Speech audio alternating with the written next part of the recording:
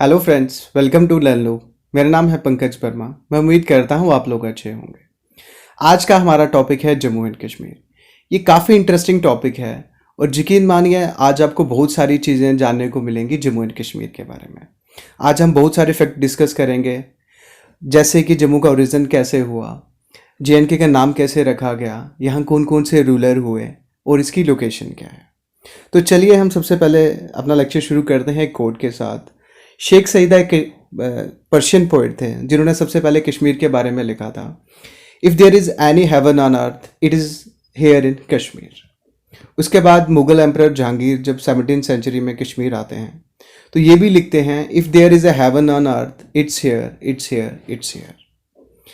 अगर आप लोग ये लेक्चर देख रहे हैं और कभी कश्मीर नहीं आए हैं तो मैं आप लोगों को बोलता हूँ कि आप लोग एक बार ज़रूर कश्मीर आइए।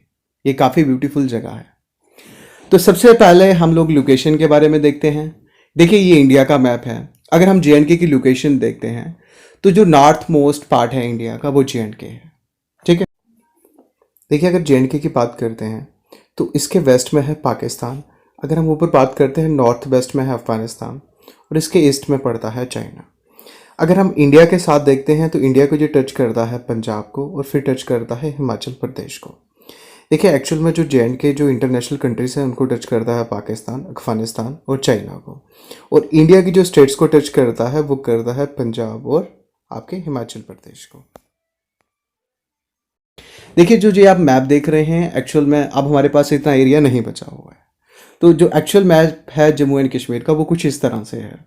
ठीक है, देखिए जो पिछला मैप आप देख रहे थे वो पूरा मैप है, बट एक्चुअल में ये जो एरिया है ये गिलगित बाल्टिस्तान है और इसको आज़ाद कश्मीर कहा जाता है। जब 1947 में पार्टीशन हुई और पाकिस्तान ने जम्मू एंड कश्मीर पर अटैक कर दिया तो उस टाइम ये वाला एरिया पाकिस्तान कैप्चर कर लेता है। ठीक है, जो ये शेख्सगाम वैली है ये भी पाकिस्तान कैप्चर कर लेता है 1947 में। अब क्या होता है कि 1962 में चाइना जब इंडिया पे अटैक करता है तो ये अक्साई चिन वाला एरिया कैप्चर कर लेता है। ठीक है, साथ में पाकिस्तान और चाइना के बीच एक एग्रीमेंट होता है जिसमें ये शेख्सगाम वैली वो चाइना को दे देता है। अब देखिए JNK के पास सिर्फ इतना सा एरिया बचता है। ठीक है, इसमें अगर लद्दाख की भी बात करते हैं हम तो इतना सा एरिया जम्मू एंड कश्मीर के पास है। ये वाला एरिया जो है पाकिस्तान के पास है, गिलगित बाल्टिस्तान और आज़ाद कश्मीर। ठीक है, और ये वाला एरिया जो शेख्सगाम वैली है और अक्साई चिन है ये चाइना के पास है। तो अब हमारे पास सिर्फ इतना सा एरिया बचता है। ठीक है, JNK जो अगर स्टेट की बात करता था, जो पहले स्टेट थी अब तो ये UT बन चुकी है, तो इतना सा एरिया था। अब क्या होता है कि 31 अक्टूबर 2019 को JNK को UT में काट दिया जाता है, जम्मू एंड कश्मीर एक अलग बना दिया जाता है और लद्दाख अलग बना दिया जाता है। तो नया मैप कुछ इस तरह से है। ये जम्मू रीजन है जो येलो में है, ये कश्मीर ग्रीन में है और लद्दाख है जो आपका ब्लू में है। ठीक है, देखिए अगर हम डिस्ट्रिक्ट्स की बात करते हैं तो जब ये स्टेट थी तब 22 डिस्ट्रिक्ट थी। 10 जम्मू में थी, 10 ही कश्मीर में थी और 2 थी आपकी लद्दाख में।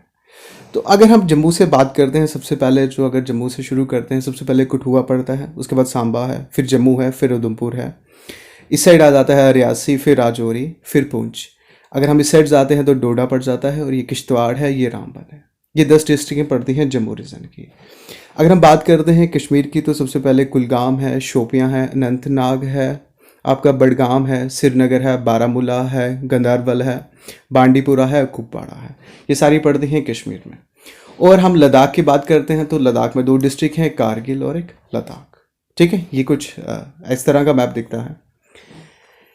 देखिए अगर हम इंटरनेशनल बॉर्डर की बात करते हैं तो आप लोगों को पता है कि इंडिया और पाकिस्तान के बीच जब पार्टीशन हुई थी तो जो बाउंड्री लाइन ड्रॉ कर दी गई थी इसका नाम रखा गया था रेड क्लिफ लाइन। ये बनी थी 1947 में। ठीक है, और इंडिया और अफगानिस्तान का जो बॉर्डर है इसका नाम है डूरेंट लाइन। ठीक है, ये बनाया गया था 1896 में।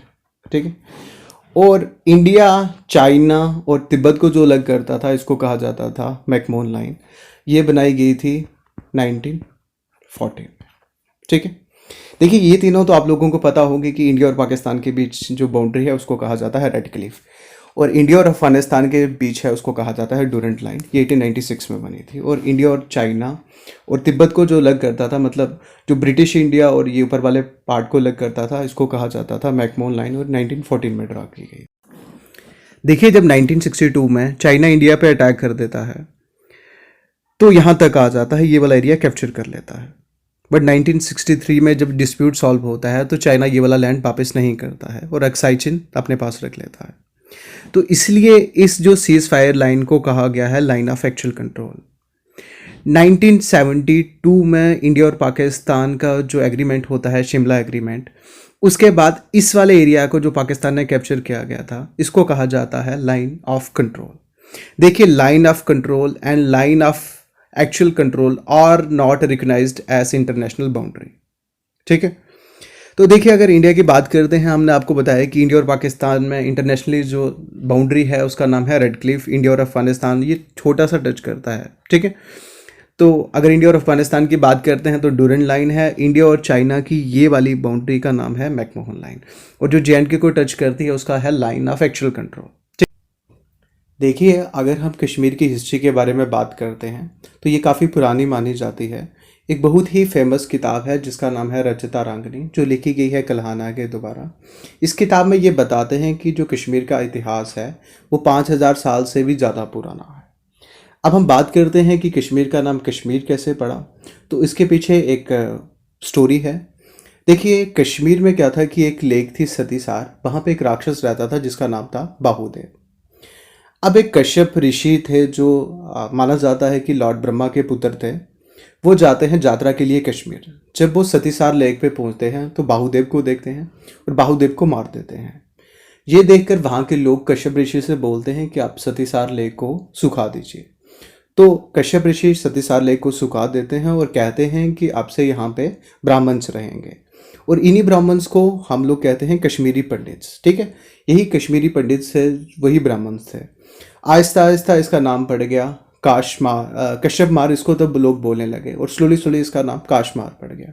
बाद में काशमार से कश्मीर पड़ गया। बट जो जियोलॉजिस्ट हैं वो बिलीव करते हैं कि जियोग्राफिकल चेंजेस आए जिसके कारण जो बारामूला के माउंटेन्स थे वो शिफ्ट कर गए, और जिसके कारण ये सतीसेर जो लेक था इसका पानी ड्रेन हो गया। ठीक है, इसका पानी वहाँ से निकल गया, तो ये सूख गया और वैली बन गई। ठीक है, अगर हम बात करते हैं कि जम्मू की, तो देखिए, जम्मू का जो फाउंडर थे वो थे हिंदू किंग राजा जम्बू लोचन। ठीक है, ये 14th सेंचुरी में इन्होंने फाउंड किया था जम्मू।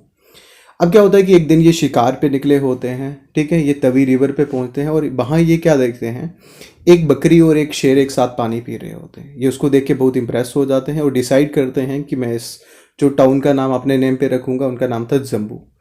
अब आहिस्ता आहिस्ता क्या होता है, जम्बू से ये नेम जम्मू बन गया। ठीक है, अगर हम रिलीजन की बात करें तो फ्रॉम द 14th सेंचुरी यहाँ पे इस्लाम डोमिनेंट था। उसके बाद यहाँ पे सुल्तान आए, फिर मुगल्स आए, फिर अफगान रूलर्स भी आए यहाँ पे, फिर सिख आए, और फिर लास्ट में डोगरा आए। ठीक है, 1846 to 1947 तक ये प्रिंसली स्टेट थी। और जो इसके डोगरा रूलर के फाउंडर थे वो थे आपके गुलाब सिंह। ठीक है, उसके बाद रणबीर सिंह आते हैं, फिर प्रताप सिंह आते हैं, और लास्ट जो रूलर रहे हैं वो रहे हैं आपके हरि सिंह। अगर हम डोगरा रूलर की थोड़ी सी बात करें तो देखिए, गुलाब सिंह ने जो अपना कैरियर था ये शुरू किया था एज ए सोल्जर। तब यहाँ के रूलर होते थे रंजीत सिंह। ठीक है, ये पंजाब के राजा थे, बट जो जम्मू एंड कश्मीर था जो इनके अंडर ही आता था। तो शुरू में तो इन्होंने ऐसे सोल्जर शुरू किया, बट ये बहुत फेमस हो गए सबके बीच। और जब एंग्लो सिख फर्स्ट वार हुआ, ठीक है, तो इन्होंने क्या किया कि ये ब्रिटिश के साथ जुड़ गए और सिख उसमें हार गए। तो उसके बाद क्या किया कि जो अंग्रेज़ थे, अब अंग्रेज क्या चाहते थे कि मतलब ऊपर से क्या हो रहा था कि जो अफ़गानिस्तान के अफ़गान्स थे, तो अंग्रेज चाहते थे कि कोई उनको वहाँ से डिफेंड करे। ठीक है, जो ब्रिटिश इंडिया था। तो अब अंग्रेज क्या करते हैं कि जो JNK का रीजन है वो किनको दे देते हैं, वो दे देते हैं गुलाब सिंह को। ठीक है, और कितने में देते हैं, 75 लाख में एक ट्रीटी साइन होती है, ट्रीटी ऑफ अमृतसर।